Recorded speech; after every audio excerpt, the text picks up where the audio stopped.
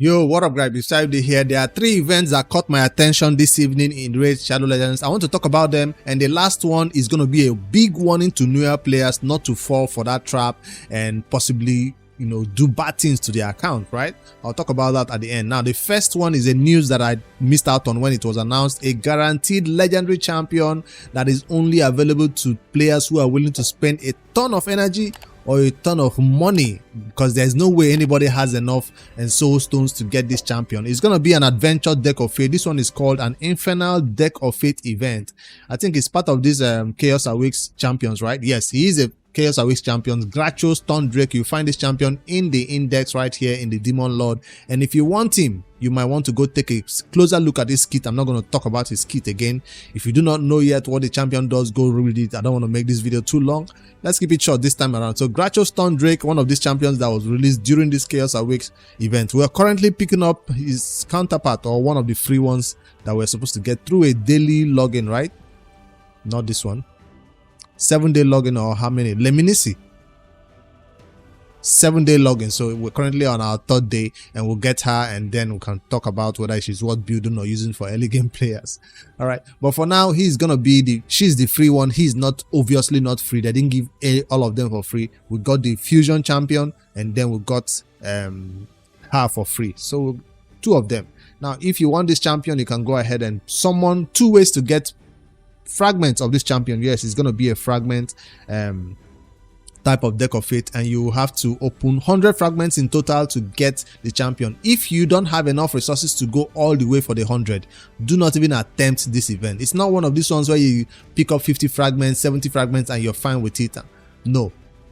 If you're not going to go all the way, make sure you have enough resources, 100, before you even start chasing this guaranteed legendary fragment of 100. So you have 30 fragments from epic cards, 40 fragments from the rare cards, and then 30 more fragments from the common cards. As you flip those cards, you see different type of colored cards. You cannot pin them this time around. Yes, you cannot pin these cards. When you see epic and then a rare one comes up, it might replace the epic one. It definitely will.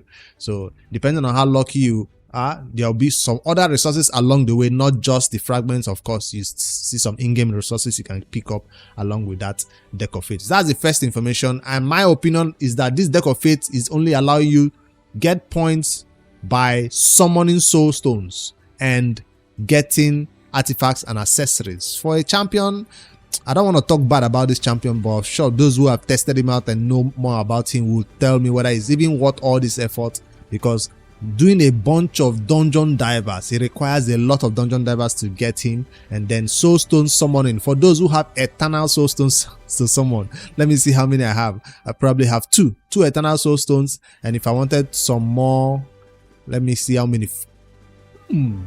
Okay. The thing is, when this event launches in the 7th, on 7th, I will see how many Eternal Soul Stones, how many cards can I flip with this 7 that I currently have. 2 plus 5 Eternal Soul Stones. How far can that get me? Plus, since it's a Dungeon Divers, remember it's the 7th Dungeon Divers. So the Dungeon Divers aligns with this event. The Dungeon Divers and this other deck of fate will last for an entire 3 days. So 1, 2, 3. So all the way till the Wednesday. These 3 days right here does have these Dungeon Divers going on. So when we are looking at this fusion calendar and wondering why we see Dungeon Divers 1 and Dungeon Divers 2, this is the 3rd Dungeon Divers, because there's usually something crazy looking right here in the middle, like there is no Dungeon Divers. I looked at it at the beginning, I was wondering why. Now I see why, because this Kuroso Conquest tournament, for those who are farming it, will need to use this Dungeon Divers that is starting on July 7th to go for it, and maybe get some cards flipped that way. So once you're done with this Kuroso Conquest tournament, which have fragments by the way inside, so you cannot skip it. So this is the one you want to use to farm these Dungeon Divers that will end, I think, on Wednesday or Thursday morning. 96 hours in total for the Dungeon Divers, which starts on Monday the 7th. Alright, so that's the Dungeon Divers. It also cuts across this Ice Golem for those who are not using the Ice Golem to complete the first Dungeon Divers 1.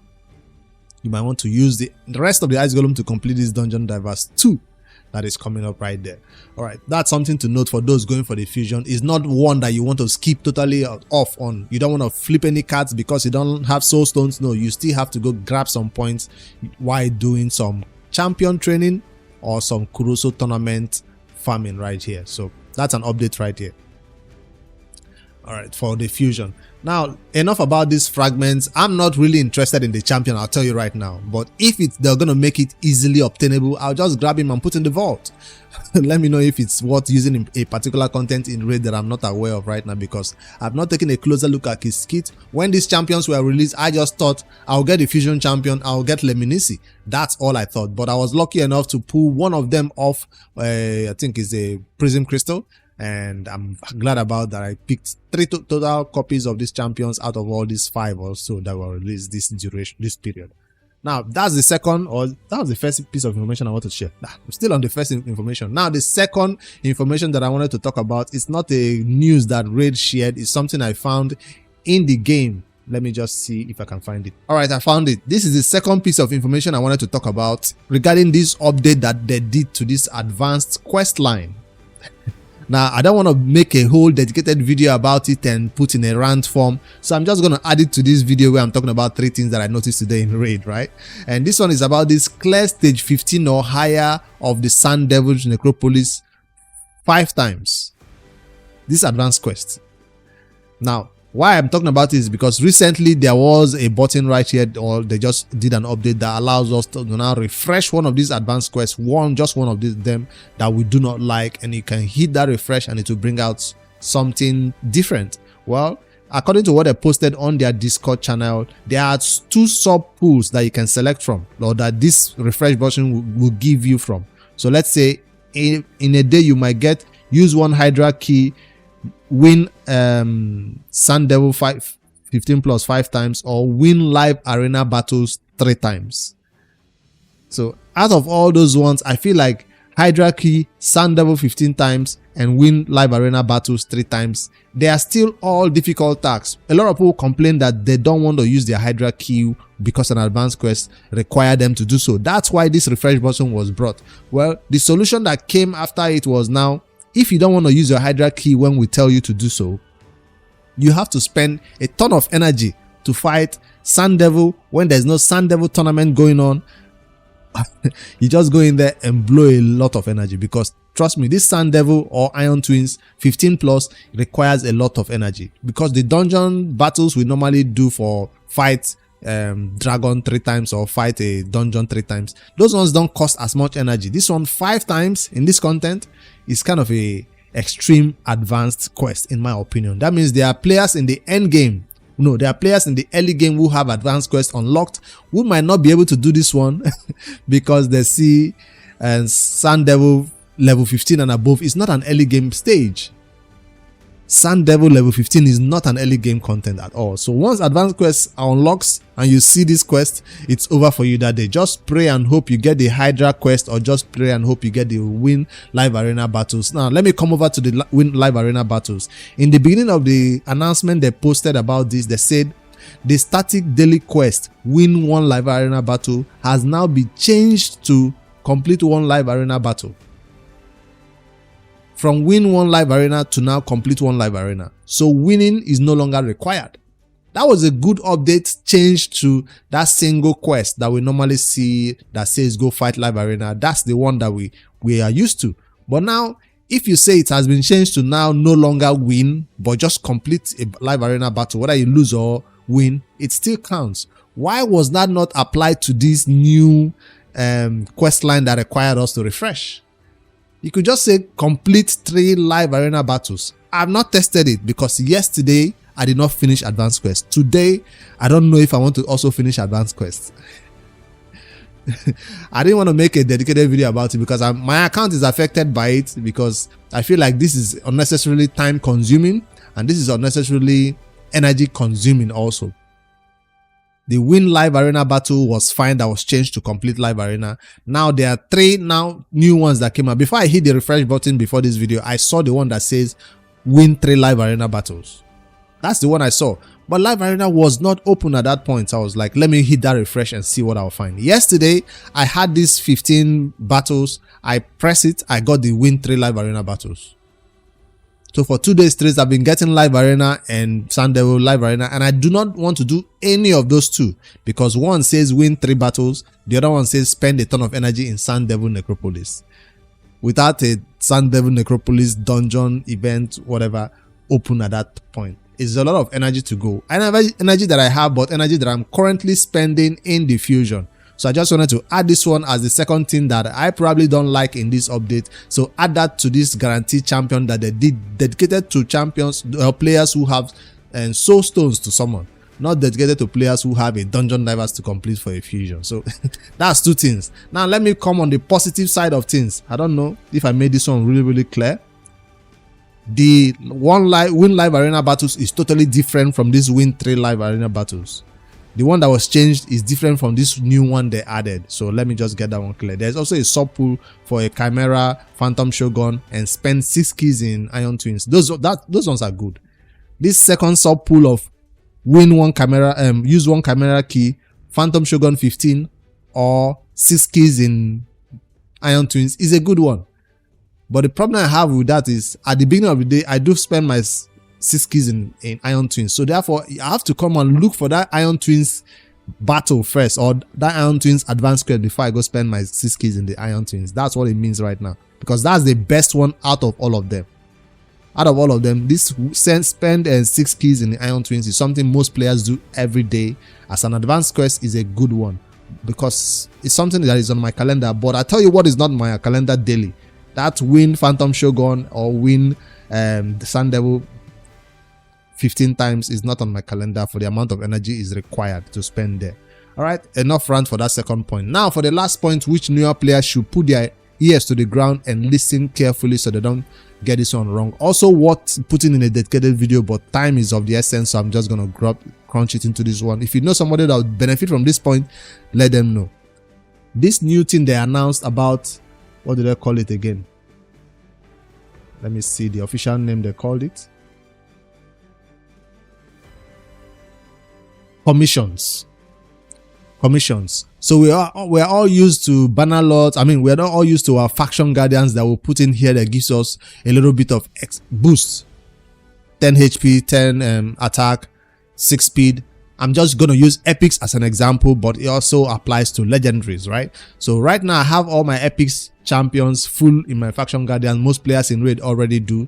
In order to give the community some space, some free space, Raid wants to allow you to lock your epic banner lords stats like this. Like they want you to always have this 6, 10, 15, all that. That's why they added this. These champions available right here will now no longer be counted as champions that are in your inventory as space. That means the point is, if you click that commission button, if you commission a champion to be a faction guardian champion, they will no longer be used in any content in Raid. They are permanently lost, permanently gone. They will still be in the faction guardian giving you the stat boost, but you cannot retrieve them for any use, right? If I read clearly what they said, it's that players now have the option to commission champions as faction guardians to permanently lock faction guardian bonus. This is completely optional, so you do not have to do it. You can leave your faction guardian like this, just as it is, right, Liz? No problem. But this champion right here will still be used in content. Right now as he is, he can go fight battles, right? But if you have multiple copies of him that you are no longer using for any content and you just want them to be permanently locked here and not be used in any content, you can go ahead and do so. I'll do an example in this video, don't worry. They said this is completely optional, so you don't feel pressure to come in here and click the commission button because it's a new feature. Doesn't mean you should activate it. Just let it be till out for you to have a better understanding of it before you come here and do it. So champions can still be temporarily assigned to the faction guardian slot as usual, just like I currently have it temporary right now. Everybody in Raid has it temporary right now. Now the permanent method is here. The commission is permanent. Commission champions are considered removed from the account and cannot be reclaimed. Be sure you do not need the champions in question before proceeding with the commission. This is what I wanted to put in this video at the end as a warning to newer players.